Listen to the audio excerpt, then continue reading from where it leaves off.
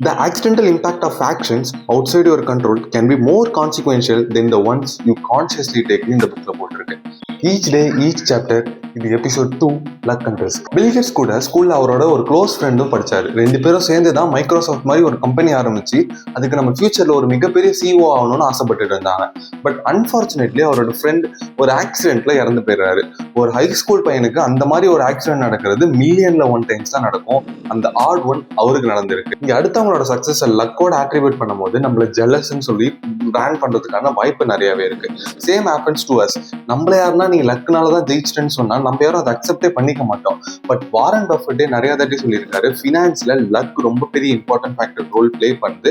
And என்னோட லைஃப்லயும் லக்குங்கிற factor ரொம்ப இம்பார்ட்டன்டான ரோல் பிளே பண்ணனால தான் நான் இன்னைக்கு இவ்வளவு சக்சஸ்ஃபுல்லான இன்வெஸ்டரா இருக்கேன் அப்படிங்கிறத சொல்லியிருக்காரு. 2020க்கு முன்னாடி கிரிப்டோல இன்வெஸ்ட் பண்ண நிறைய பேர் 2020க்கு அப்புறம் பயங்கரமான ப்ராஃபிட் எடுத்திருந்திருப்பாங்க. இந்த அளவுக்கான ப்ராஃபிட் வந்தது அவங்களுக்கு அது ஒரு லக்கி ஃபேக்டர் தான். பட் அந்த லக்கி ஃபேக்டர் அவங்களுக்கு ஹிட் ஆகணும்னா அதுக்கு முன்னாடி அவங்க கிரிப்டோல இன்வெஸ்ட் பண்ணிருந்தோம். ஸோ லைஃபா இருந்தாலும் சரி, ஃபினான்ஸா இருந்தாலும் சரி, நம்ம கண்ட்ரோல்ல இருக்க ஆக்ஷனை ப்ராப்பரா ரெகுலரா பண்ணிட்டே இருந்தோம்னா நம்ம கண்ட்ரோல்ல இல்லாத ஆக்ஷன் கூட நமக்கு ஏற்ற மாதிரி கண்ட்ரோல்ல வரதுக்கான வாய்ப்புகள் நிறையவே இருக்கு.